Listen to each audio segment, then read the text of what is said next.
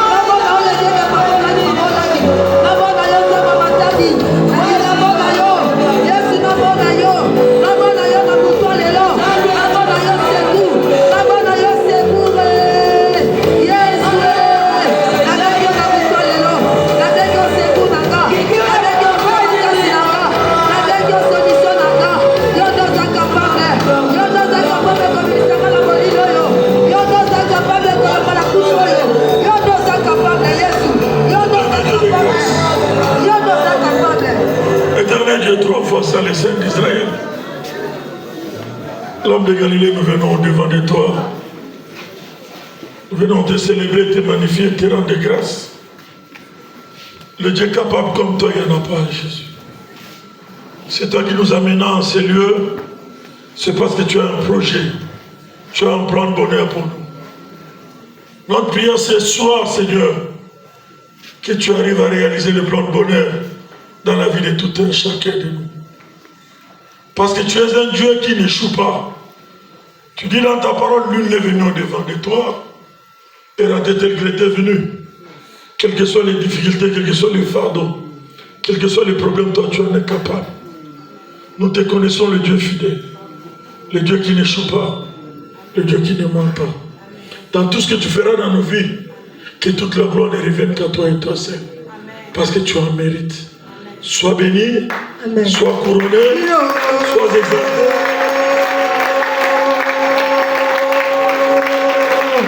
Dans le nom de Jésus, nous t'acclamons en te disant gloire et louange à toi, Seigneur.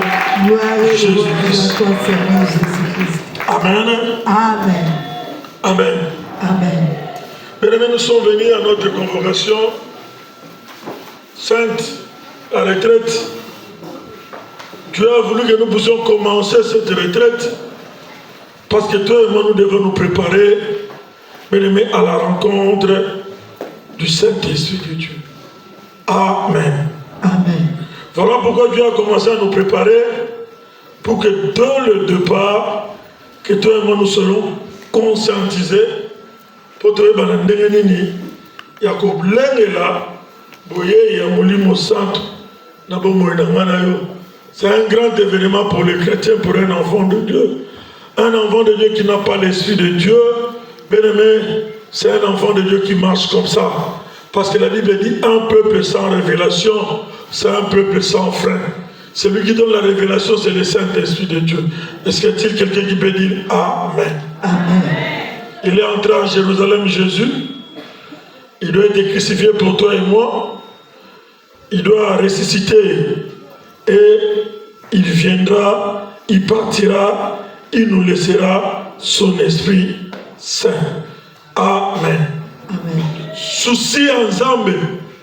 Pendant Jésus ne veut que notre bonheur. Il veut que notre bien. Voilà pourquoi il nous a amenés en ce lieu.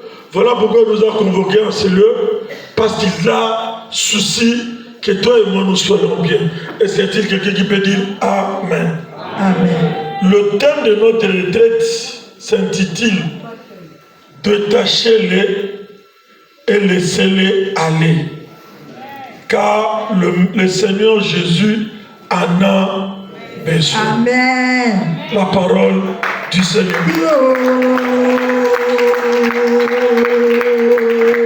Détachez-les et laissez-les aller. Pourquoi? Parce que ton Créateur, Jésus-Christ de Nazareth, a besoin de qui? De toi. Amen. Amen. Amen. Nous ouvrons nos Bibles dans le livre de Zacharie 9 et Marc 11, 1 à 11. Zacharie 9, la Bible dit: sois transporté dans l'allégresse, fille de Sion. Pousse des cris de joie, fille de Jérusalem. Voici ton roi vient à toi. Il est juste et sauveur. Amen. Il est humble et monté sur un âne, le petit d'une ânesse, la parole du Seigneur. Amen. Dieu te dit, Dieu me dit que nous devons être dans la joie. Parce que ce qui est important, c'est ce que Dieu voit au finish. C'est ce que Dieu voit bien aimé pour toi et moi. Il a dit, fille de Jérusalem, soyez dans la joie. Fille de Jérusalem, soyez dans l'allégresse. C'est Jésus qui te dit, pousse des cris de joie, fille de Jérusalem, voici ton roi vient.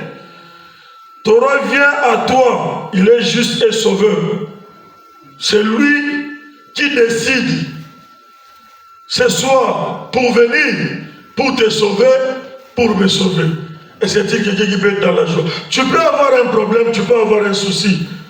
Je n'en disconviens pas. Vous avez un problème, vous avez un souci. Mais Dieu te donne l'assurance pour te dire que ton roi, il a besoin de toi. Il vient pour te sauver. Il vient pour te délivrer. Toi, fils d'Abraham, fils de Sion, toi, fils de Jérusalem, sois dans la régresse parce qu'il est humble. Il va monter sur l'âne. Amen. Amen. Amen. Amen. Amen. Amen. Il veut faire sa gloire en toi, en fait. Il veut se glorifier en toi. Il a déjà la gloire. Mais prenons un exemple. Si un président de la République est entré ici et qu'il arrive devant toi, il te prend par sa main, il continue à marcher avec toi. Tout le monde va te poser la question, vous allez l'homme du jour, n'est-ce pas? Parce que lui, le président est déjà connu. Mais celui qui sera à ses côtés, c'est celui-là qui fera la gloire ce jour-là. Donc, en fait, Jésus, il veut bien faire la gloire. Il veut faire éclater ta gloire dans ta vie. Il veut se faire glorifier parce que l'agneau qu'il est monté, sur lequel il était monté, c'est cet agneau-là qui a tiré la gloire ce jour-là. Ce n'est pas Christ. Mais il te dit, tu dois être dans la joie, tu dois être dans l'allégresse. Mais c'est conditionné. Il ne peut pas, bien aimé, la Bible dit, il est monté sur l'anneau. Bien aimé, cet anneau-là, personne n'est jamais monté. Cela veut dire, l'anneau-là était dans un état de pureté et de sainteté. De pureté et de sanctification. C'est ce que Jésus entend de toi et moi. Pour cette période que nous sommes en train de préparer. Parce qu'il a laissé le trône de grâce. Il est descendu sur la terre pour te sauver, pour te sauver. Il a pris notre humiliation. Il a pris nos péchés. Il a voulu se charger de tous nos fardeaux pour que toi et moi nous soyons sauvés. Est-ce que quelqu'un peut dire Amen? Amen. Détachez-les et laissez-les aller. Car le maître en a besoin. La question que tu dois te poser aujourd'hui, toi et moi, la question que nous devons nous poser, c'est de savoir où est-ce que nous sommes attachés. Qui nous a attachés? Pourquoi on est attachés? Parce que quand tu vas dans ta vie, on est là. Mais il y a certaines choses qui sont en toi, qui sont en moi, qui n'arrivent pas à nous quitter. Il faut maintenant se poser des questions. Vous voyez que Naza attaché na nini, Naza attaché na nani. Amen. Mais nous allons aller, c'est dans l'explication que nous allons comprendre ça bien. J'aimerais que tu ouvres ta Bible dans le livre de Marc 11. Je lis à partir du verset 1er. Lorsqu'ils approchèrent de Jérusalem et qu'ils furent près de Bethphagée et de Béthanie vers la montagne des Oliviers, Jésus envoya deux de ses disciples en leur disant: allez au village qui est devant vous. Dès que vous y serez entrés, vous trouverez un anneau attaché sur lequel aucun homme ne s'est encore assis. Détachez-les et amenez-les. Si quelqu'un vous dit: pourquoi faites-vous cela? Répondez: le Seigneur en a besoin. Et à l'instant, il les laissera venir ici. Les disciples étant allés trouver l'agneau attaché dehors près d'une porte au contour du chemin, et ils les détachèrent. Quelqu'un de ceux qui étaient là leur dit: que faites-vous? Pourquoi détachez-vous cet anneau? Il répondit comme Jésus l'avait dit. Et on les laissa aller. Ils amenèrent à Jésus l'anneau sur lequel ils jetèrent leurs vêtements et Jésus s'assit dessus. Beaucoup de gens étendirent leurs vêtements sur le chemin et d'autres des branches qui coupèrent dans les champs. Ceux qui le précédaient et ceux qui suivaient Jésus crièrent Hosanna, béni soit celui qui vient au nom du Seigneur, béni soit le règne qui vient, le règne de David, notre Père, Hosanna dans les lieux très hauts. Jésus entra en Jérusalem dans le temple quand il eut tout considéré comme il était déjà tard, il s'en alla à Béthanie avec les 12, la parole du Seigneur.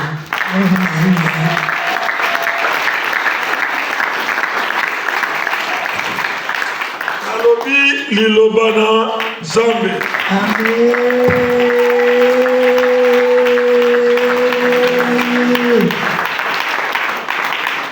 Bien-aimés, nous connaissons tous l'histoire. Tous nous connaissons cette histoire. La Bible dit les thèmes qu'on nous a donnés, Jésus a dit détachez-les et laissez-les aller. Amen. Amen. J'aimerais dire à quelqu'un, si ta vie ne marche pas, si ta vie ne change pas pendant les années, c'est que tu es retenu toujours quelque part. C'est que tu es attaché toujours quelque part. Voilà pourquoi tu es en train de faire des efforts. Aujourd'hui, ça va effort rebellé. Aujourd'hui, la mingi. Mes vies ont changé. Pourquoi? Parce que quelque part, on a retenu quelque part. Excusez-moi la tautologie. Amen. Amen. La personne qu'on voit de toi, ce n'est pas de la manière que nous te voyons, ce n'est pas ce que tu es aussi spirituellement. La Bible dit en réalité dans l'homme, c'est l'esprit. Amen. Amen. Pour que l'homme puisse s'épanouir. Pasteur Calais, je ne pense pas que vous allez me contredire. Pour que l'homme puisse s'épanouir, il faut que son esprit aussi s'épanouisse avec lui. Tu peux avoir beaucoup d'argent, tu peux évoluer. Mais si ton esprit est bloqué quelque part, au finish, tu te retrouveras à terre. Donc, ceux qui finissent ils ont changé terre. Ceux qui finissent ils ont bloqué, ils ont évolué terre. Quelquefois, tu dois te poser des questions. Dans un attaché, wapi. Qu'est-ce qui est à moi qui est attaché? Qu'est-ce qui est à moi?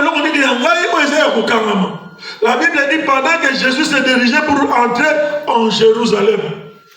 Parce que pour tout le monde avait entendu la renommée de Christ. Tout le monde, Jésus qui savait qu'il allait vers la crucifixion. Ça devait se passer en Jérusalem.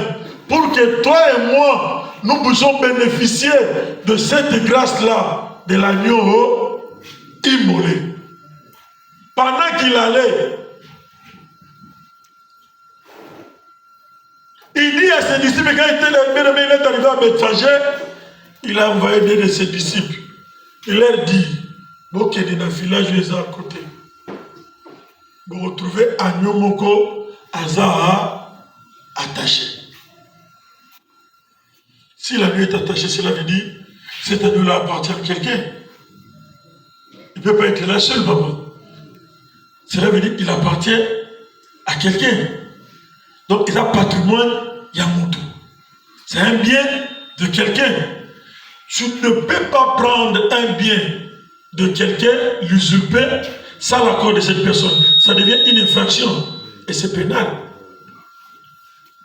Usurper. C'est pas ça, maman. C'est le vol. La Bible dit qu'il y avait un anneau qui était attaché. Vous n'allez pas me poser la question, Jésus savait comment papa qui est là? Je ne sais pas. Parce que lui, il est Dieu, il connaît tout. Mais il savait que dans ce village-là, parce que lui n'était pas encore arrivé dans ce village, mais à Émi, dans le village, Wana, à Nomo, à Zanini, problème na yo, situation na yo, eza na moto ayebi yango malamu koleka Yesu te. Amen. Il n'y a personne qui connaît ta situation plus que ton Jésus. Il y a longtemps moyen d'un ministère chrétien à combat spirituel, tu dois savoir ce que tu es venu chercher. Ce qu'on y est bien, on dit mais on nous gâte, mais on est koleka ebele.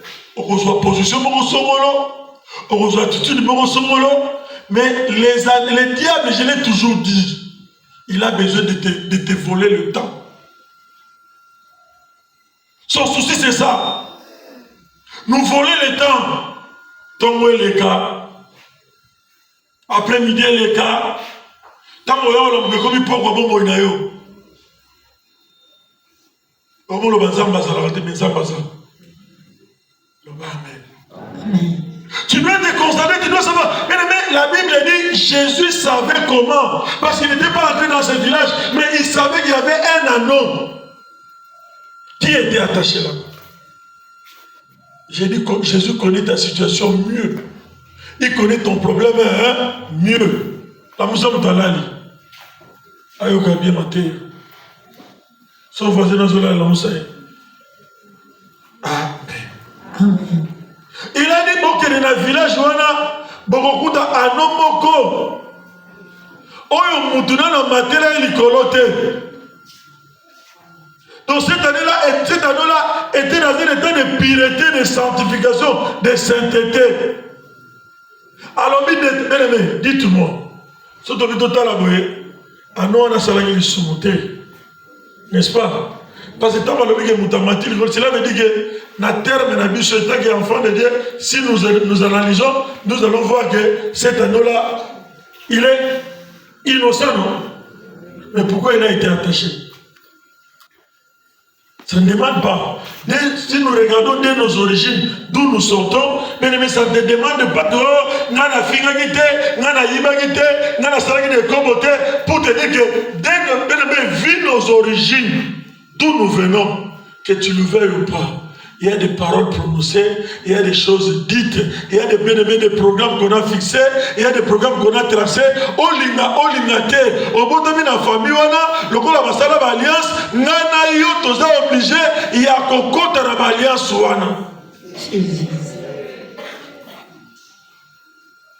Celui qui est coco pour moi, t'es quand la bague de l'ibota oyo, moutokobalate, moutokobongate, soti yesu te, malobale za la mouya.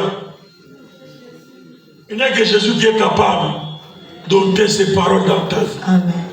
Il n'y a que Jésus qui est capable de changer ces malédictions-là dans ta vie. Amen. Il n'y a que Jésus qui est capable. La raison pour laquelle tu as un ministère bien aimé, Yeba eloko nini yo oye koluka. Tu dois savoir ça. Oyeba qu'il y a un ministère, na ye koluka.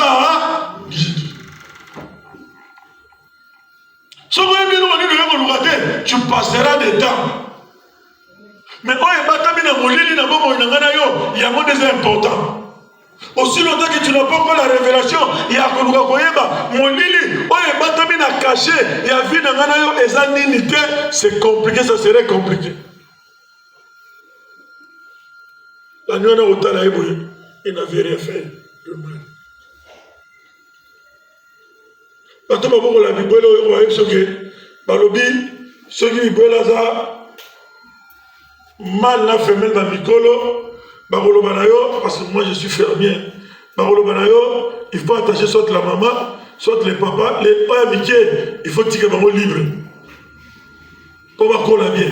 Si on a Canada, on peut arrêter la croissance. C'est pas ça.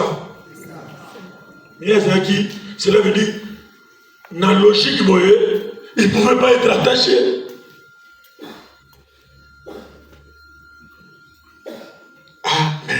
Amen. Il faut me donner une question. On osa attaché. L'anneau dont on parle, c'est toi et moi. Donc, souci ensemble, on n'a pas que. Ils ont à libérer Moutoumoko. Mais si comme Moko. Bakanga qui ne si comme Moko quelconque. Dieu veut les libérer. et il n'a besoin d'intervention de personne, et il n'a besoin de la permission de personne. Tout dépend de toi. De la manière que bien-aimé Jésus fera de toi. De la manière que toi tu seras bien-aimé, et au devant, tu te présenteras au devant de lui. C'est ça qui va lui pousser à faire quelque chose. La Bible dit les disciples sont allés, ils sont arrivés là-bas. Par côté réellement, on a attaché. Malobi, les élèves peuvent venir à porte pour aux alentours, au contour, on partit à porte. Il y avait aussi des gens là-bas. Il était attaché là. Il était en train de manger. Mais il m'a dit qu'on l'a là. Mais quelqu'un dans le pont à bateau, quand ta maman va calmer, même on détaché. Ceux qui ont vu ma vivant.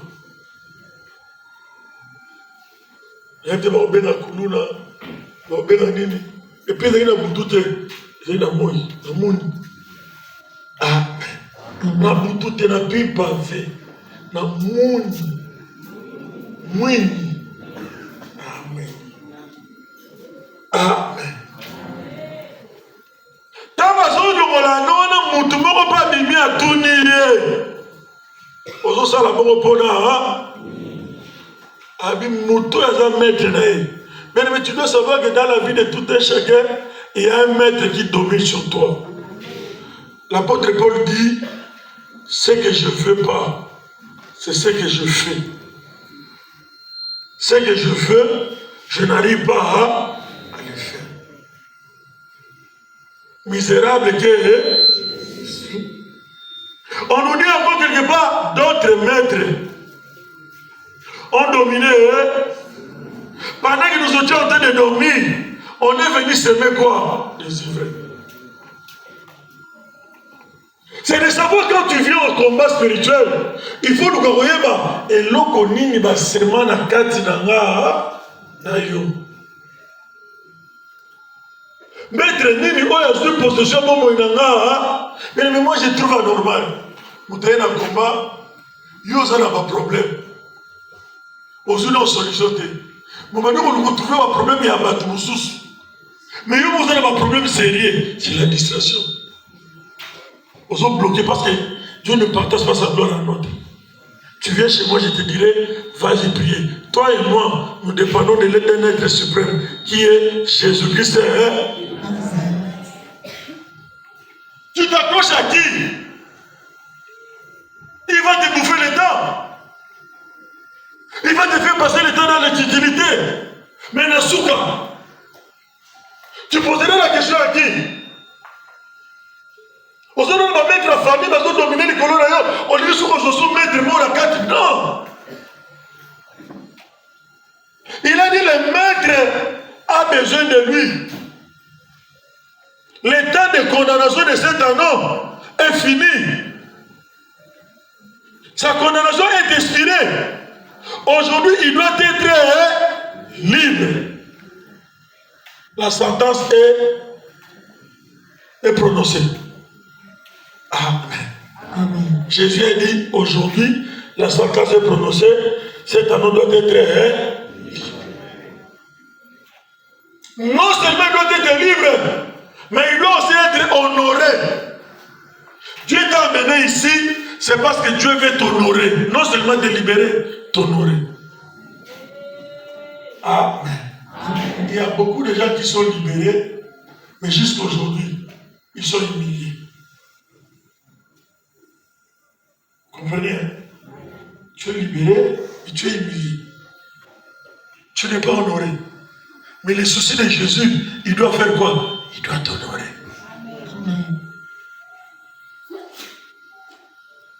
Il faut que Jésus t'honore. L'homme peut t'honorer à sa manière. Mais Jésus, quand il t'honore, Moutoumora a contesté. Même Moïdinayo a coupé la Yesu.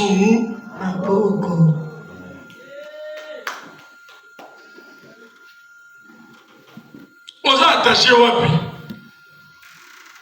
Tu es attaché à qui? Tu es attaché où?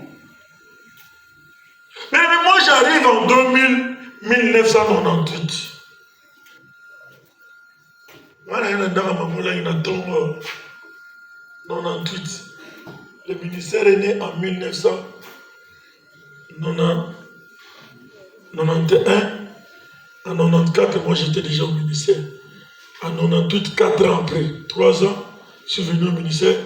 4 ans après, je suis venu dans la maison. Je vous parle maintenant, je suis venu dans la maison de maman. Hein? Pendant ce temps, je suis de la promotion David. Il y a un ayo kabie. Dans la sortie de distraction du ministère, au Koumela.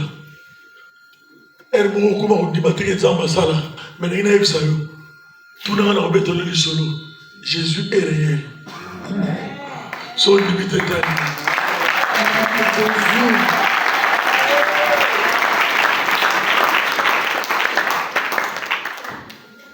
rien appui à mon touté, rien à parapluie à mon touté, rien à protection à mon touté, rien qu'à Yesu.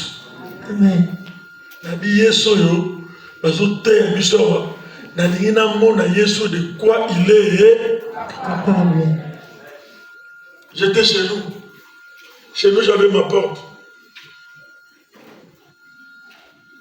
C'est moi qui gérais les biens de la famille parce qu'on est 3 garçons, je suis le deuxième. Les grands frères étaient déjà partis pour l'Europe, pour les études.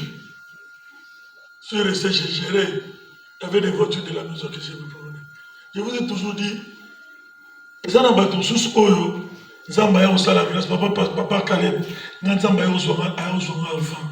Pour ça, il y a inventé maintenant Koufa. La 3e des humanités.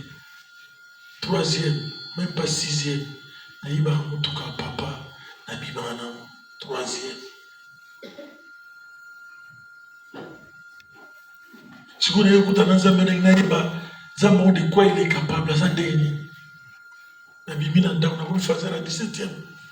J'ai laissé tout. Donc je voulais la connaître Zamba Wazandengeni. Et pendant ce temps-là, apparemment les gens vous enviaient. Les gens peuvent t'envier. Autant que le rana va t'envier, mais spirituellement, les jours où Dieu va te montrer ton identité spirituelle, orgueil va aller aussi. Nabi orgueil aussi à Nini.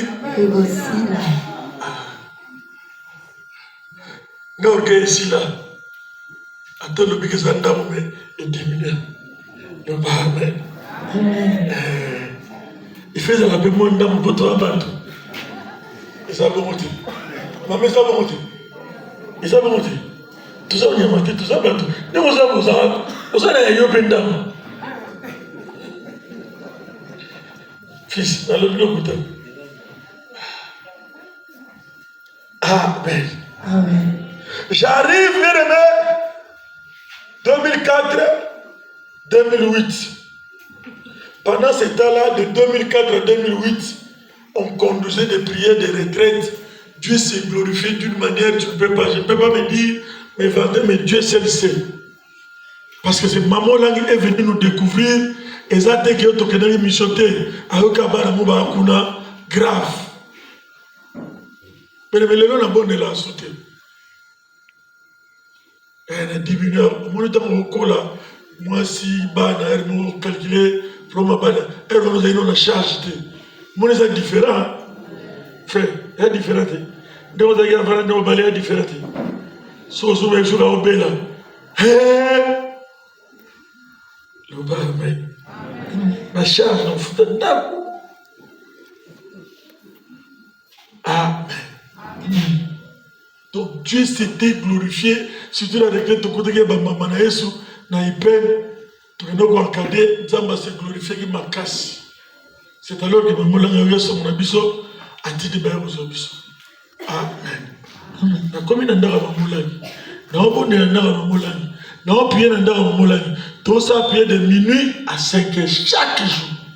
Maintenant il faut qu'il y ait des cours.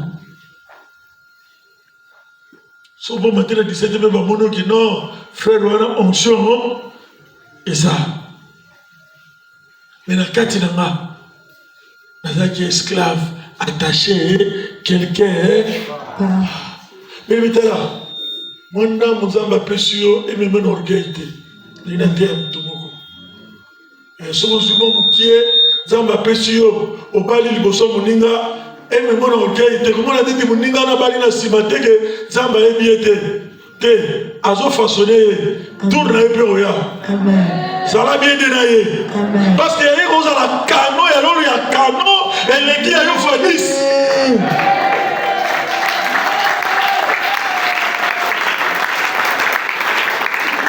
Il a dit allez détacher l'anneau qui est attaché là-bas. Parce que le maître en avait besoin. Dans le but il a fait même un ministre. Dieu si elle a besoin de toi, il a besoin de toi. Et là, quand tu es dans le combat spirituel, tu commandes à moi, attitude, au monde, il dit non. Ce qui est important, ce n'est pas le bien. Ce qui est important, c'est d'hériter le royaume.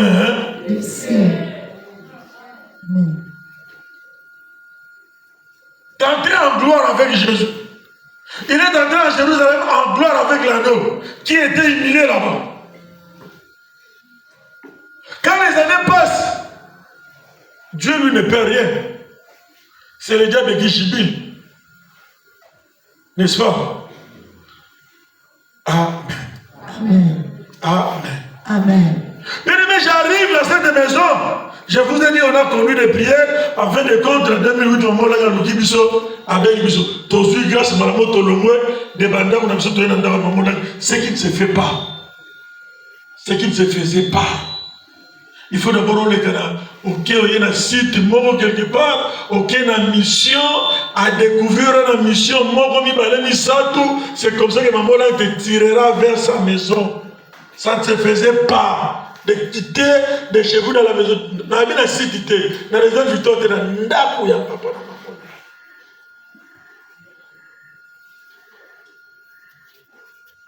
On priait, Dieu s'est glorifié, mais maman lui disait toujours quelque chose. Toi, je n'arrive pas à te supporter. Si me vois tellement comme ça, tu vois ton petit témoignage, tu vas te dire son nom, son petit témoignage, ton petit point de mot, tu es, maman d'ambassade, va peser, ah, t'as là, et comme il a tourné le monde, maman a télémétrie. Pitié. Tu es attaché. Un esclave n'a pas la considération. Tu passes ton temps à condamner les gens, ce ne sont pas les gens. Ton problème, c'est toi-même. Ta situation, c'est toi-même. Examine bien. La Bible dit, il entrait dans la ville de Jérusalem. C'était une ville. Mais il a dit aux disciples, allez dans le village qui est aux environs. Cela veut dire, ton problème n'est pas yo. Et ça, les lotés, et où tu es dans le village, au place, il y a un autobimi.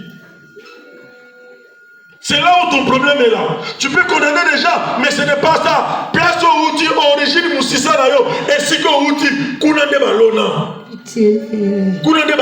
Mais quand nous venons, nous suivons les enseignements, toujours à matéa, mais nous n'arrivons pas, certaines choses, on est donné ça normal. Aux amoutakandas sont siliki, au moment où on a kanda normal. Mais tu n'arrives pas à savoir que quand on est anormal, tu dois te débarrasser de ça. Il faut que ce soit Amen. Oza ndenge libote sali yo, ndenge libote condamné yo, ndenge libote basema, balona na kati na yo. Tu dois chercher maintenant Yesu zo nata originaire.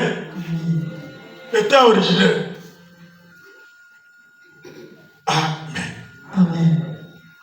Amen. Amen.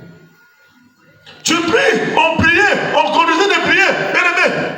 David, succès, on a évité ce qui promotion, on a évité. On a évité ce qui est là. On a évité peut-être que ça fait longtemps, tant que ça va être 6 mois. Promotion, on a la succès de David.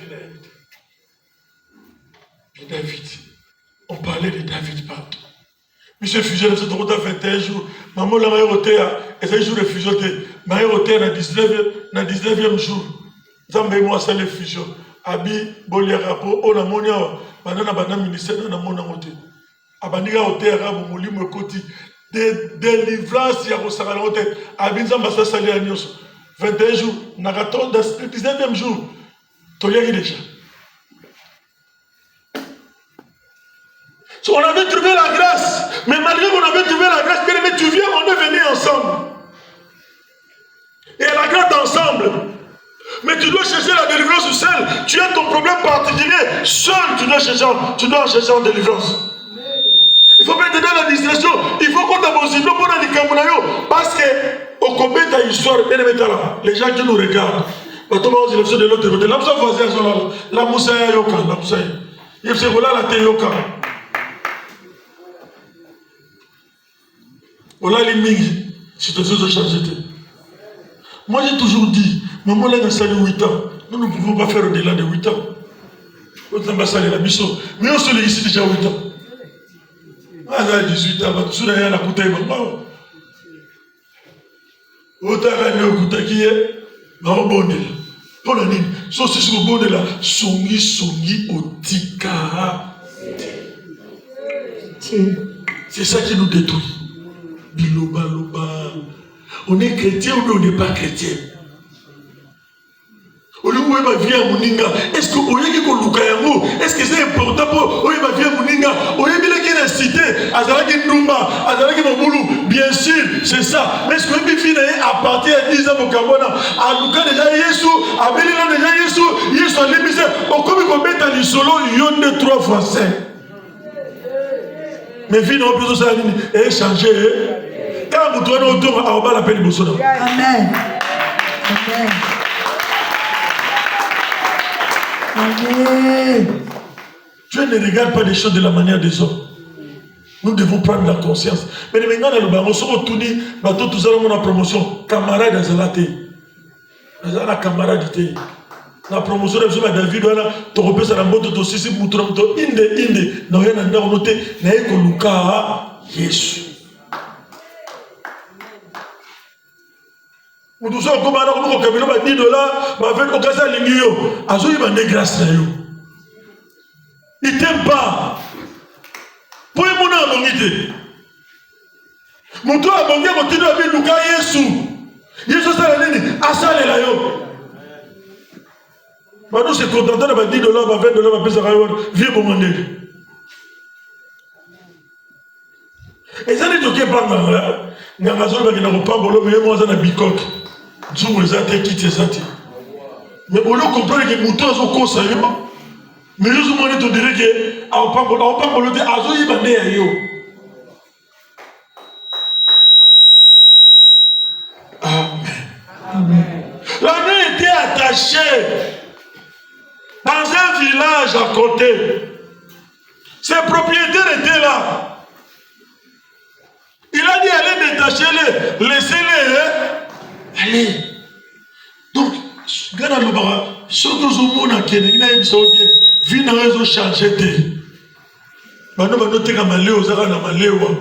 Et comme on est normal, et ça normal, nous sommes ministères. Ceux qui ont été à New York, na 10 heures, oui, mais on est aux États-Unis. Mais vie n'a pas changé. Yo comment on a chargé d'informations mondiales. Dans le monde des ténèbres, vous appelez journaliste.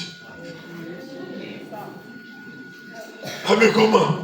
Si vous avez demandé les logos, vous avez dit dans le monde des ténèbres, vous avez une information.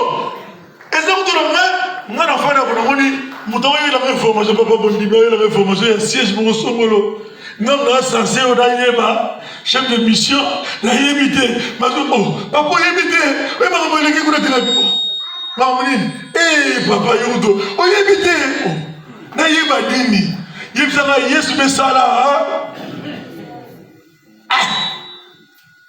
C'est la distraction.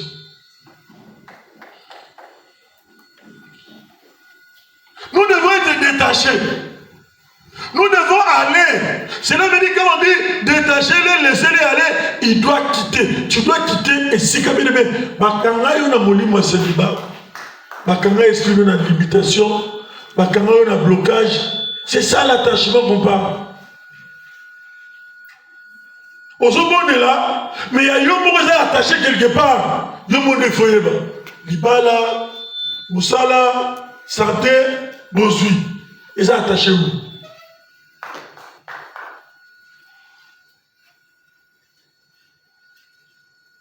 Même si on a un combat, on a une distraction.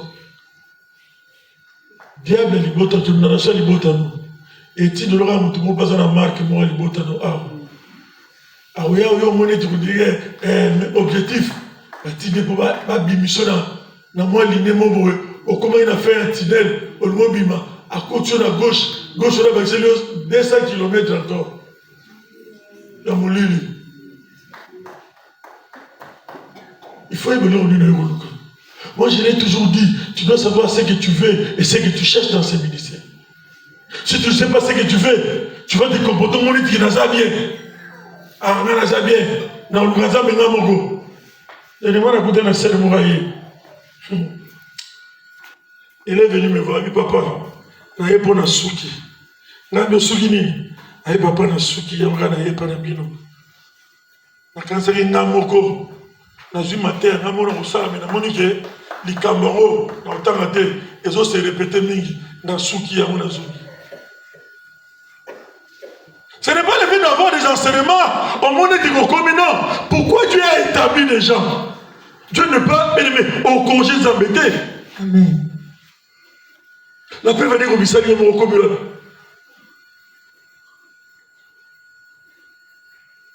Abi papa na moni na suki, ya mona zoki. Ba ne koleka, oya la moke komi na buto vina yo. Et pourtant Dieu t'a appelé le matin. Et pourquoi Dieu t'a appelé pour te bénir le matin? Il t'a appelé pour te détacher. J'ai dit certaines personnes sont détachées, mais ils sont toujours là. Oui, taba oya mesana bakanga singa. A mesana rolera na 5 mètres. Au cours détaché singa. Tellement ça mesana en autournera na 5 mètres. Mais singa c'est katane de yakono. Le roi na kimona a ebiga na suka wana azanga na bitina osura na 5 mètres. Soyo ba bien libanga ta kima mona deke à salissé du mètre 10 mètres. C'est comme ça qu'il y a la vie de beaucoup de chrétiens. Au bon de la côte de ma gêne, ça me peut-être à ça détaché. Mais tu as l'habitude, tu es resté là. Mais Dieu a dit détacher et laisser-les aller. Bien aimé, la Pâque, c'est la libération. Dieu veut nous libérer. C'est ça les soucis de Dieu. Il veut libérer tes finances. Il y a eu une bakanga. Mais je vous ai dit, dans la mission, ma mission, c'est glorifié. Parce qu'on est dans un guide, nous sommes prière na prière, l'homme sauté. Donc, ma mission, c'est glorifié. Mais je ne sais pas si c'est un esclave. Je ne sais pas si vous êtes esclave, vous avez ça soit déjà bien. La mission de la diverse et cravate bien. Mais un esclave. Tu as une chemise. Tu dois savoir spirituellement où tu es, qui tu es. Tu es retenu où? Tu es attaché où? Vinanga, mais ça là ta bilan. Au fond de le bibo. Bataille sur le salut. Vinanga nous changer tes licamosa. Tout ce temps que j'ai fait, tout ce temps que j'ai évolué, dans ce moment, ils ont changé. Mon tigre a un comportement, une habitude. Comment on est normal? C'est pas normal, ça va te bloquer. Je l'ai toujours dit, et je continue à le dire. Ce qui est important, papa, fils, dans la vie de l'homme, ce n'est pas ce que tu es aujourd'hui. C'est de la manière que tu dois finir. Amen. Vous avez le lot de tout ce monde, vous avez minimisé mon nom de Pamba, mais l'homme, moi, c'est un ministre. Amen. Amen. Amen. Au cours de ce que vous révéler l'homme, mais l'homme, aussi, c'est mon cours. Pour l'année, vous avez quitté l'origine de l'homme et Kanaï. Tu dois d'abord te débarrasser, de couper ce qui te lie. On est devenu beaucoup plus attaché au matériel qu'au spirituel. On a perdu le sens des hommes spirituels. Au lieu de nous combattre, on a besoin de nous aux hommes du matin qui combattant. Aux hommes du matin qui sont abondés là.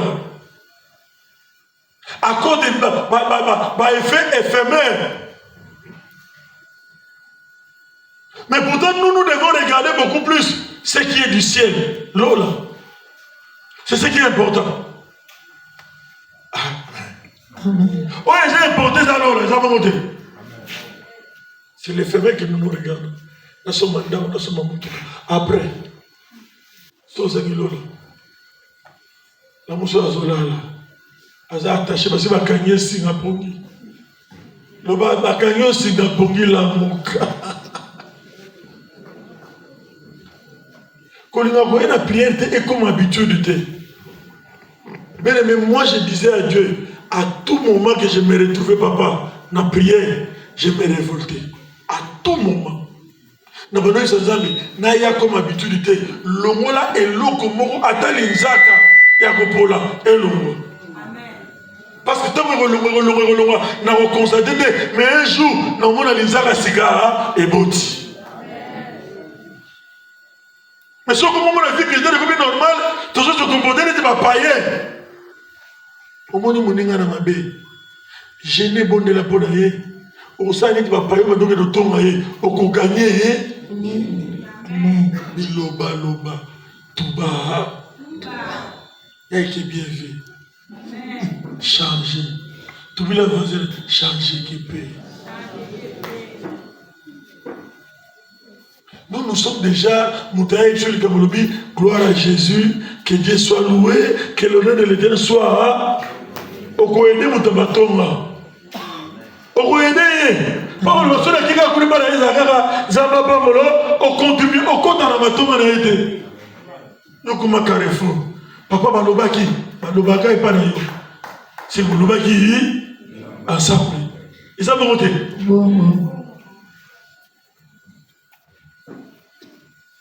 Bien aimé, dans le programme Zamba, Aligné n'a pas encore, Aligné n'a yo tous à la sauver. Amen. Que nous soyons détachés de quelque part. C'est ça le souci de Dieu. C'est ça le plan de Dieu. Que tu sois détaché dans tout le libota, au salanini, au bima, dans le contrôle de libota, au salanini, au bima. Boubou ne va bouiller. Maman ne soit mon abi. Non, non, non, non, non. Mais ma comme comme la rabisso, et ça, ça m'a préparé la main. Tu es je me donne compte à vous. Non, tu n'es dans la classe. Maman a bien eu sa vidéo, il a fidèle. Abi, besoin que nous bonnes de la part. Papa, j'ai entendu. Moi, c'est dans un malade qui a bon, il y a pour 2 semaines. Maman a fait sur 2 semaines. Abi, fidèle, 2 semaines, il y a un tu veux te chauffer prière, 2 semaines, tu as oublié. Tu t'as rappelé de 6 mois. 6 mois. Tigé bébé. Au moment où les tigres de l'essage, ils se mettent sur 2 fois. 6 mois. Sur 2 semaines. Donc, on est tout de suite à bosser les binous. Dans 6 mois, on a bondé la net, on a bondé la tête. D'accord, on a géré ma kindoki. Il faut que je maman. Et ça, il faut que je vie. Nana moi c'est papa, il faut qu'il tu vas passer les ballettes, il faut que tu kunda yo. Aïe sa maman na maman bi, aux arrivants là, il faut que tu kunda yo. Et ça nous doté physiquement. Si vous me bondez là-bas, pas carrément que ton bondé là, c'est alors que nous avons une révélation d'esclave. Toi, tu es sur mission, dans une que j'étais un esclave. Esclave, nani olinga yo. Esclave, nani osepela na yo. Nani opesa yo esclave. Ata ba promettre yo okozwa parce que tu es un esclave. Okondana ba tu kondana ba tout. Quand on a Pierre Bieba, bakanganga wapi. Mbongo na bakangango, bozula nga bakangango sika. Entre en prière pour connaître toutes ces choses.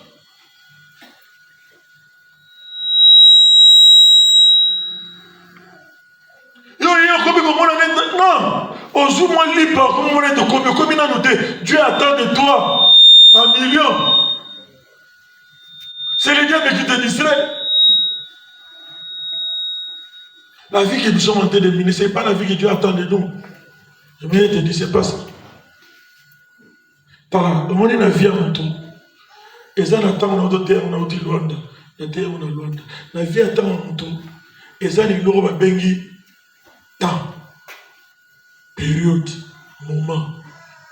Dans la vie de tout un chacun, pasteur Caleb, il y a ce qu'on appelle temps naïe. Il y a un moment où on dit temps naïe ne peut quitter. Il y a ce qu'on appelle le temps, la période, le moment. Quand ce temps-là arrive, tu dois profiter ça au maximum possible. Parce que c'est un moment, si ça les distractions, au ça la béfort fois 10 au tâtonner. C'était son temps. Si on a Guinée, on a un signal, on a Kimi, on a un peu de temps, on a libéla. Bakadi c'est un Kimi, et Sili, il allait perdre son temps. Mais tant que les gars qui m'ont mané, maintenant il y a 10 ans, 5 ans, 10 ans, tant que les gars ratés. Et l'écart m'a bâti. À cause de quoi? La distraction. C'est comme ça que la Bible dit, Jérusalem, vous n'avez pas su le temps où l'Éternel vous a visité. À cause de quoi? De la distraction. Tu dois bannir ça. Tu dois avoir un objectif. Tu dois te fixer. Tu dois te concentrer par rapport à un objectif pour atteindre un mot.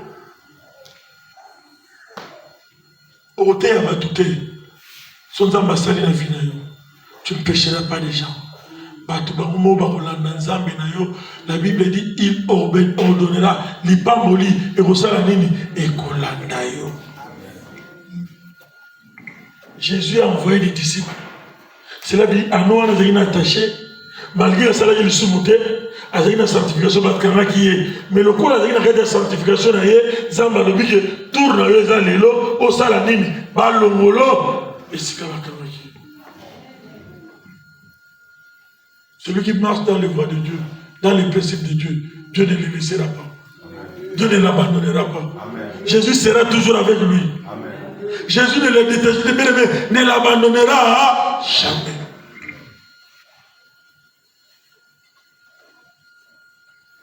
Mais tout ça, tu dois connaître ce temps-là.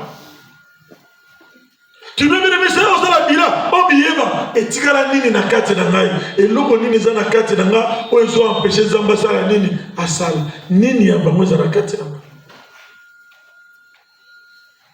Allez, lui il entre, mais les rapports des alaïtés, Jésus se condamné na kati ya ville. Si on va jouer un nombre de ville, non, ah non déjà yebana. Ma conseiller mataraye, ayebana déjà, asala déjà succès, le gouverneur, maire de la ville, ayebi, abike non, bien là, place où va te tchaka kate, de Jésus tchaka. Amen. C'est qu'elle a bizarre. Et c'est comme tchaka kate, de Jésus sala nini, a tchaka. Dieu, il faut que quand il fait dans ta vie, il faut que le monde sache, à mon avis, c'est Nzambe nem da sali na bomo yi. Il y a beaucoup dans la ville, mais ils sont beau quartier. Pas attaché dans le village, à côté de la ville, avec honneur. Amen. C'est ça qui est le plan que Jésus a pour toi. C'est ça qui est le plan que Jésus a pour moi. De faire regarder ta vie, faire regarder sa gloire dans ta vie, dans ma vie. Mais tout dépend de toi. Oh mitala, oh miyeba, nini. Ils allaient attendre à Béro Mouna. Pareil, aux années de faiblesse. Moi, on a papa Victor. Yo foutiti. Au lieu d'attendre na commis qui dit ça, au commis na porte, au côté moutoupe, à un âge peut-être un papa na yo. Au comme gangi là yo combattant. Est-ce que tu as un temps normal comme ça là? Ou tu as le combattant? Paya Zoya, je sais non, pardon. Vous pouvez savoir une semaine en foot. Mais non, plus vous l'avez ici. Et quand on vient de te regarder, oh! Non, foot à deux. C'est bien, on foot à deux. On a bon. Rappelez ma parole. Rappelez ma mandano. Tout ouvrier mérite son salaire, papa, c'est pas ça. Cela veut dire, on a attaché dans mon livre, on a reçu un agaka. On a attaché dans mon livre, on a le kuta. On a le rotika, on a maison yagaka. Dans mon livre, on a moyibi. Dans mon livre, on a kobo. On a attaché kuna. Yakanda. Luka, on s'est débarrassé. Dans les têtes, Zamba détaché au kuna. On kuma pelo. Les camons n'ont pas encore camoté. Afin n'a pas boui. A Kenaï. On lui gloire à Dieu. Babi, t'as la yuma. Abinyo. T'as la. Bayuma ne ba kenana yesu. Bayuma ne ba bo. Bayangena tala. Yebisanga papa dadi. Ba yakinyo suye ba bakati mokula na bango. Yefanga yakini na moma. Ana mona mutu mona yefsa kabino bene me viona amelisa nga diamba. Azina force moko ya ba démon. Azina kisi papa dadi. Je me moto faniga to discuter to solo la boy. Abeta grafé de nga ku. Grafé de nga zonga jo ku ya kuna na vimi na biso na mekena okufa. Ponga ina kina osaba baso mina sala ya una banoli mtatu atushe grafé de mati. Tellement il y a une telle logique autant la chic, il y a chic na chic ka donc fumu bugu et va jeter. Souvent non, il faut un petit mot à ça. Souvent meki abeta ku papa na misulma na misulma taka na misulma meki kaka na okufa. Papa je m'en ai tant bien na ta veste et cravate. Na matara taxibis. Recevez nan. Viens pour ça, dans la rame, tu la rame, dans le ballon, tu seras bon, à aussi la dame. Donc, faut t'indiquer. Na kiti boy no kete dans la baluga avenue na banamba na bible na babi ba passer no ba olanda a ki manini na bi so ki amoni ngai alors ba ngai na be revient on le peut ya gemora bomba azate azara yanke papa ma cadre ba okaki ba plus de 10 à takla bango ba blo domona ba blo ba kachero ya ba speed papa ba landi ba tourner le pont na ba ozina mo mai pour le bete mo mai na kat afani na mai a obeta krimo bo ba ndo ba demona boka papa de maraneti nyama azai mungala papa omuri wa place de ti makolo salibu aya joa cadre wana a memaiti na porte beta akenda Oliba landaye batikeli ba okete muninga na bango oyokidi obonini siko muto bongo na matira biso benga vie bakanga yo wapi lukaiba obongi satan on a la veste ga mo petit bongo oya bade ko metandi ya bongo ko be azobundisa so bitumba chaque semaine il faut to bunda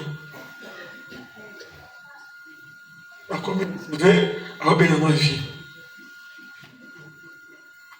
Regardez la femme mon papa moi viens na boyo ngeki mbuta bono ngebuke mon vie buke viens na mika mambe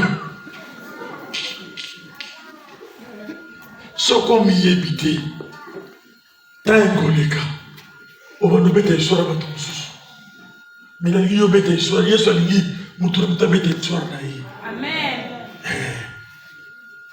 Babo na blague babi, c'est vrai que na prier chaque jour maman polilo pour jour à to copine mi tourner côté balabala mi tourner au côté na mi tourner sur côté na balabala biloté à cause de Zamboyo à cause de Zamboyo à cause de Zamboyo à cause de Zamboyo à cause de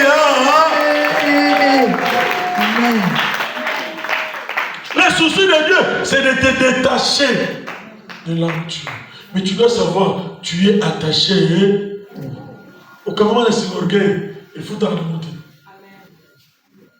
Au Cameroun, c'est l'orgueil, il faut t'en remonter. Au Cameroun, c'est l'organda, il faut t'en remonter. Car même, hier soir, le Molon a tracé Vinayo, Nenzamba, à l'Ignozala. Amen. On a le bac, tout ça, la bilanco. Tout ça, la nom, tout ça, la combat. Tout ça, la bilan. Autant basala na grâce à bota, moi collé ça va dans la tête. Quand il donne aussi la provision. Il te donne des enfants, tu dois bien le nourrir. Il doit te bénir pour que banana basala ange ensemble, pas qu'on la bien. Sauf à qu'on liberté, voisin on peut se qu'il nous dit, montant du besoin, on sait la liaison à yo. Amen. Amen. Nous avons fait beaucoup de temps, mais tous n'ont pas touché.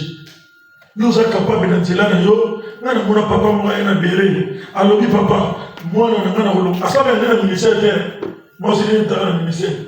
Moi, c'est un béré. Moi, c'est un abouna, papa, na boya. Cher, bouna, et tout le monde, la cher.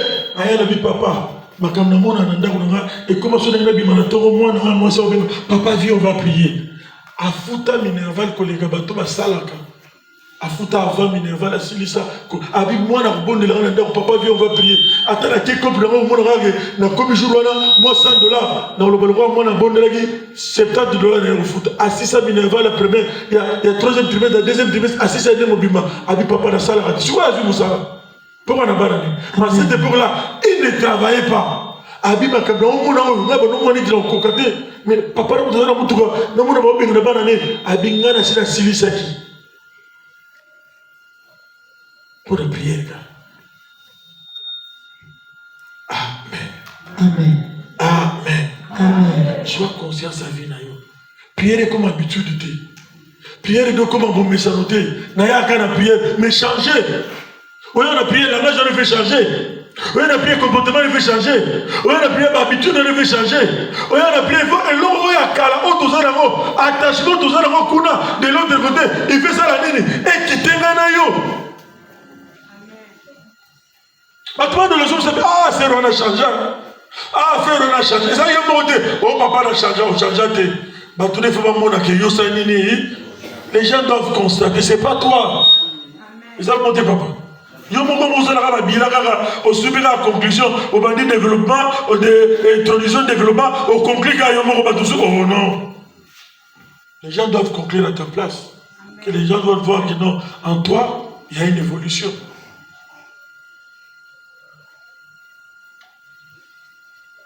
Amen. Amen. Jésus doit faire gloire, éclater sa gloire dans ta vie. La Bible dit quand il est entré avec l'agneau là, Jésus est monté. Baba dit qu'on voit que les mandala là, Baba dit qu'on voit que les bilamba, anoi zotambola, anoi nanda dit la gloire qu'on a Jésus ce jour-là. Pour ma collègue, ce diable dit le roi n'a sauté.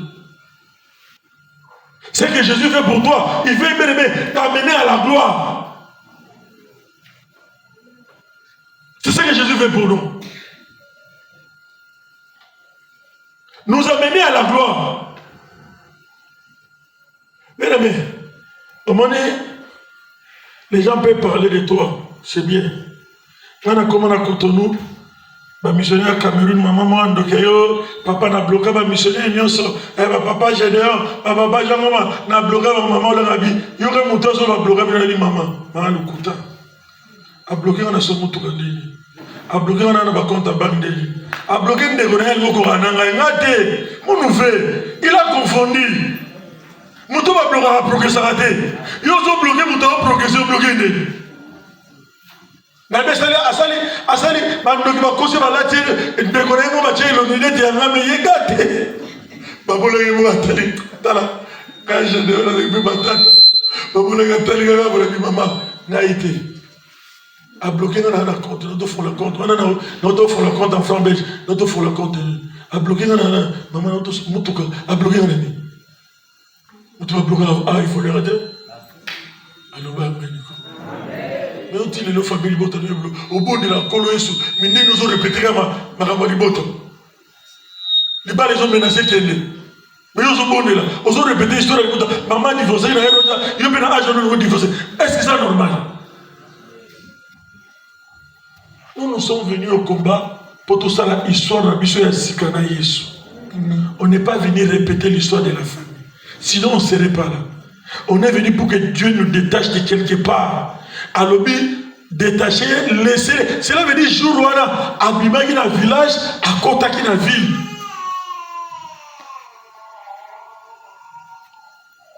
Alors, on a mal lewa. On peut bien dans le restaurant bien. Bien non. Alors on le peut à mater si on peut. Et ça va monter. Est-ce qu'on se bonde là? Différence c'est ça. Et puis qu'on là, et puis qu'on chérit dans la besoin d'avoir voté. Vous soyez à Bingaï, dans le cas de grâce de Kishasa.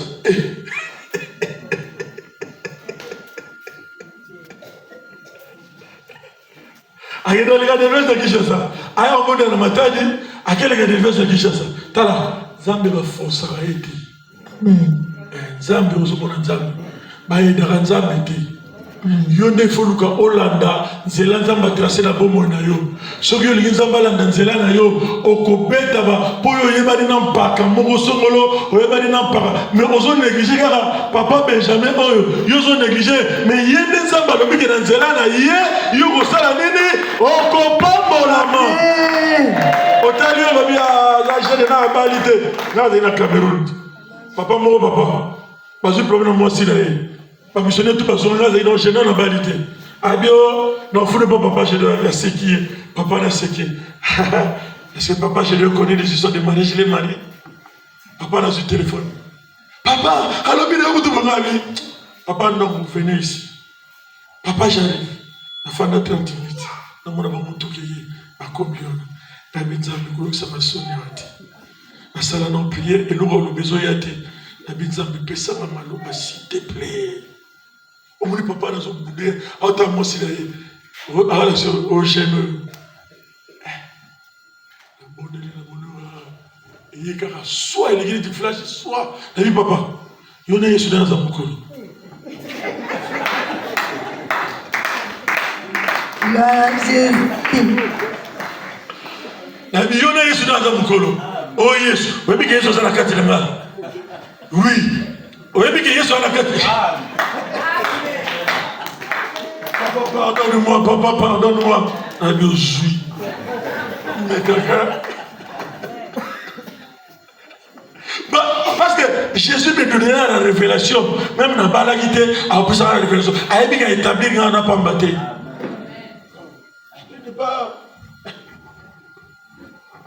Les jours viennent, les jours mon gars, papa, moi, ça le gars, mon aïe, ma kangaï. Ma juillet samedi, jour où on est dans les bakikés. Ce bakarim du samedi, et ça pour l'aider qui est prison. Parce que samedi à 14h, maman est dans Cameroun. Moi, si là, pour moi, si là, je vais aider biso tout maman. Donc, son missionnaire au séminaire, Moutou Kanaï, na Rocha, oui, la bilo, donc, son séminaire, c'est donc, maman est dans le bagage à Bi. Aïe, na qui ne savait pas taper, à Biwa, na Zamouan, na Berger. Aïe, à Zolela. Maman, en train de pleurer vraiment. Nathalie, maman, a dit, maman, est-ce que je peux faire quelque chose?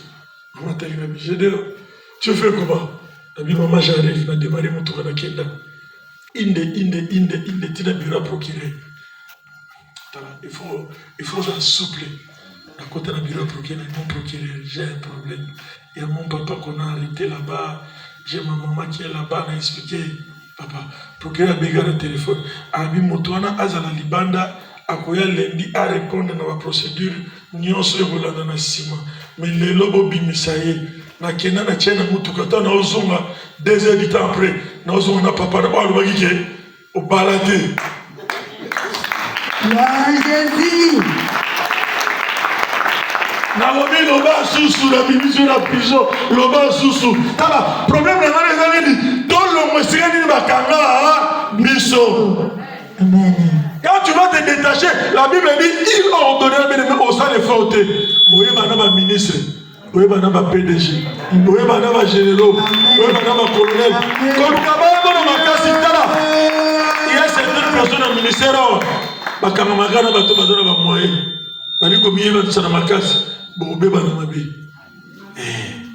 Oyebi muto nzambe moi permettre que bino a jeli révélation il y a beaucoup camarades bino na révélation a osana respect le colono po a joie que on a révélation mais jour oh bobe bana mabe o bona ba bolo bana sutement à tout temps pour nani ezaki l'intérêt ne doit pas surjouer. L'intérêt doit être l'intérêt de Christ. Il faut qu'il y ait l'intérêt de Jésus. Quand Jésus est votre centre d'intérêt, même s'il y a un problème, c'est lui qui va se lever, c'est lui qui va arranger, c'est lui qui va réparer. C'est Jésus qui va réparer. Parce qu'il n'y a que lui et lui seul. Il n'y a que lui et lui seul. Amen. Amen. Le problème dans il faut te mier ma caca. On s'est attaché à lui. Jésus vit dans cette retraite, il veut te libérer. Almo longolo na kanda. allons na célibat, allons na malédiction, allons na maladie, allons quelque part, esclave quelque part, n'est-ce pas esclave? Mais pourquoi ça pour ton papa? Au bilan nani l'autre, mutatali abino, yoko zangate, muzana moté, esclave, bazu masque de richesse, tout langue masque, il y a vu ma naine, mingi esclave. Nazana monté, Nazana minerval de souris, papa David, père Vienna mine, habillé au gros salon, a demandé même tout l'accueil. Ah, on peut là, yo, la transporter même maillot. Ah, j'ai d'autres tirés plus loin. Mais c'est là ton même matin là, ça bouille ça, et yo comme monsieur. Faut ça va connaître qu'on a un modération de 17 millions, yo, 17 millions, mais tu vas au gaga. Sur le landé, au loki à quantité, au tout au bandel, bandel, en désordre, il faut en 1, 2, 3, 4, Nicolo, en désordre, ah oui, les karaté. Mais en désordre, il faut gagner en ordre. La Moussa Boutalali, Bakangi dans le village, il y a la Mouka, Azonga, Abima dans le village, tout le monde a Abima na village. Toza na matadi. Toza na nansudi de tubila. Toza na changa norte. Toza na matadi. Toza lota dia na changa no. Betke na ma. Toza na 17. Toza na 17 te. Betke na matadi. Amen. Lo ele na ka Yesu. Mitala bongo ina yo. Zonga na kati na yo. Le bel ensemble, où est la carte d'anga, nan le longwete, yo le raïs, le bon ensemble, yo kelanga yi. Yo kelanga. Bien aimé, la bénédiction de Dieu est là. Dieu est disponible. Mais c'est nous. Le problème, c'est nous. Jésus, lui, il est disponible. Tala mutuana, bien aimé, et à nous, à Senga quitté, à Géna quitté sur l'ouana. Mais jour où ils ont jour d'ailleurs. Et ils sont tous retraités. Ils ont retraité pour tout beaucoup. On dit bien.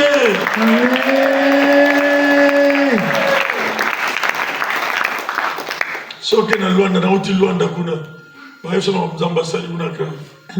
Retraités, ils ont tout beaucoup. Amen. Amen.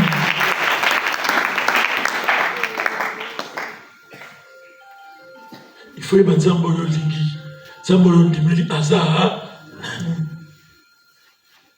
Ataba chona sanzai, ataba terayo, ataba luba maluba kiyo bongate.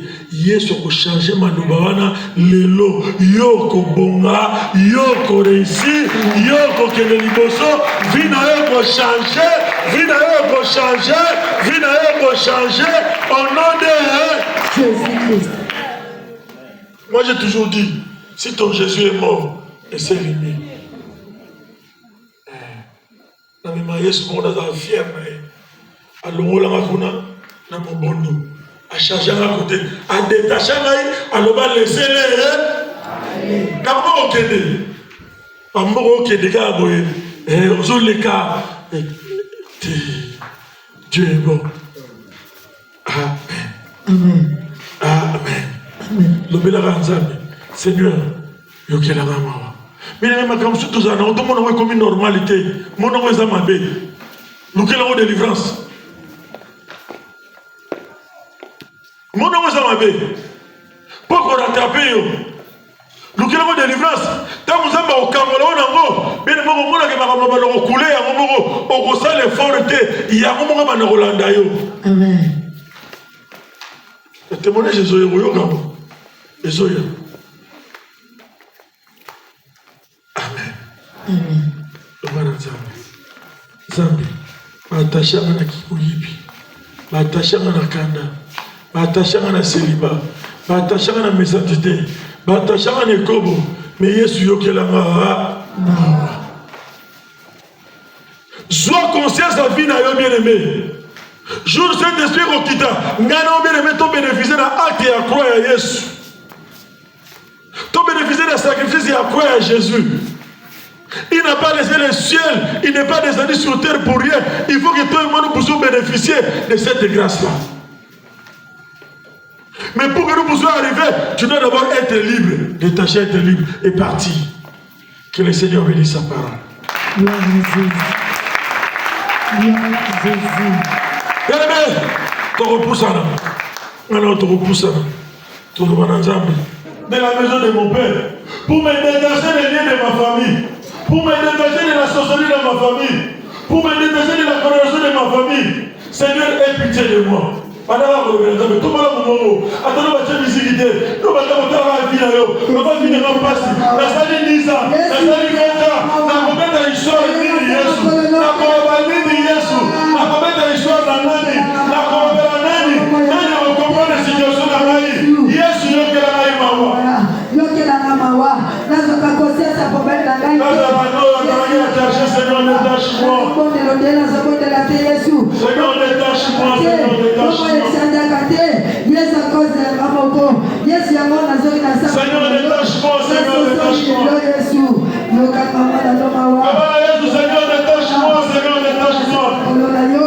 Yesu détaché ngai, détaché na bisika nyonso na kangama, détaché na Yesu, na bimalolenge wala te Yesu, na bimalolenge na kota kite, Yesu détaché nga, nazongi na sama kololo, Yesu yokanga mawa na ela sama kololo, et pitié de moi Jésus, sobo moezobo katezanga moko, nazoka kosasa problème na ngai te Yesu, nazobondela te, vie ezobonga te, bomo ezobonga te, à cause de Namoko, Yesu yokelanga mawa, nazoki na sama kololo, Yesu koboa kangate, Yesu kotika ngate, Papa yokelanga mawa, na ye na sama kololo, Yesu kotika ngate, Yesu bomo inanga kobeba, bomo inanga kopola, bomo inanga mabidi, Yesu nazoki na sama kololo, koleka nanga ite na butwa lelo, koleka nanga te na gatato, Yesu détaché ngai, détaché na bisika nyonso na kangama, bisika nyonso batashanga, détaché na Yesu, na yepala yo. Qu'est-ce qui se passe? C'est une limitation de la pauvreté. C'est la pauvreté de la pauvreté. Chaque ligne, nous avons capable de localiser. Localiser, il y a un attaché. Zambe détaché naï, n'a pas de libota. Zambe détaché naï, n'a pas de sorcellerie libota. Zambe détaché naï, n'a pas de sorcellerie village naï. Zambe bimisa naï, n'a pas de mabota. Zambe bimisa naï, n'a village naï.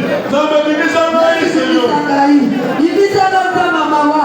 Bimisa na la kata molili. Bimisa na la kata kitoki. Bimisa na la kitoki libota. Bimisa bakota na la tunga libota. Bataka na tunga libota. Bakota na libimanyoka. Yesu yokelanga mawa. Yokelanga mawa. Na yela sama kolono. Bomo ya molili. Ngai kolona islame. Yesu yokelanga mawa. Na zoni na sama kolono.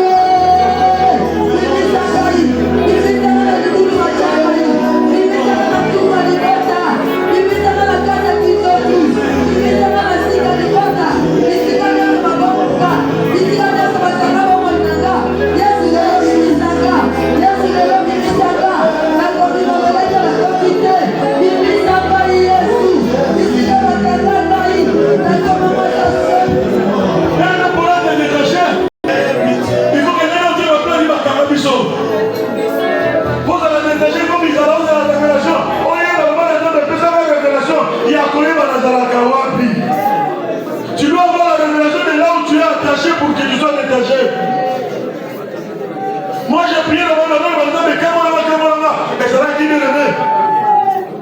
Comme ça dans l'air. Mais les jours quand j'avais su que j'étais un esclave, je disais, Seigneur, car on a un esclavagisme. Il faut m'y là. Priez dans une bien précise. On va repréciser dans l'ensemble. Donne-moi la révélation. Naye baba changa wapi. Zambe bibisa na mai. Zambe bibisa na zamba. Bibisa libala na mai. Bibisa mosala na mamu bali na mai. Bibisa mosu na mai. Kamola na molimo oyo akanda. Kamola na molimo meshazite. Kamola na molimo ene. Kamola na molimo kobo. Kamola na Yesu kamola ma. Élève ta voix. Le bon ensemble. C'est lui qui voit. C'est lui qui connaît. Dis à Jésus. Zambe s'il te plaît. Kamola mon kozi. Bibisa mon kozi. Bibisa mon kozi. Localisez ma Yesu kabachama. Eza na village. Eza na mai. Eza na zamba. Eza na cimetière. Zambe bibisa ma Yesu kabachama. Dieu est capable. Tu es un Dieu capable. Tu es un Dieu capable. Tu es un Dieu capable. Yesu. Na yeye nasema kololo. Yesu bibisa na bisika bachanga hii. Bisika batanga hii Yesu. Bibisa hii. Na yeye nasema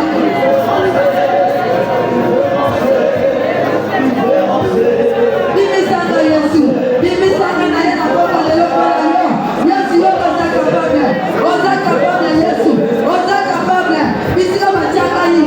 Eza na libula mai. Eza na zaba. Eza na mupepe. Yesu bibisa hii. Bibisa hii kwa sasomelo. Bibisa na kata molini. Bisika bakundaki bana naga. Bakundaka bote naga. Bakundaka sala naga. Bakundaka sate naga. Yesu bibisa hii. Pesa na revelation. Bachanga wapi Yesu. Bakundaka wapi. Bababa na wapi. Bababa nikala naga wapi. Bababa kabonda naga wapi. Bababa kusala naga wapi. Yesu bababa na wapi. Yesu lakisanga. Lakisanga bababa kusala naga wapi. Bababa nikala naga wapi. Yesu lakisanga. Yesu lakisanga. Na yeye nasema kololo. Yesu bibisanga hii. Bibisanga sama baba. Bibisanga Yesu. Na yeye nasema kololo. Yesu katika mate. Yesu bibisanga. Sama baba. Sama baba. Yodo zaka pone. Yodo zaka pone. Yodo zaka pone. Yesu. Na bele niyo. Na bele niyo mabutolelo. Na bele niyo mabutolelo. Na bele niyo mabutolelo. Na bele niyo mabutolelo. Na bele niyo.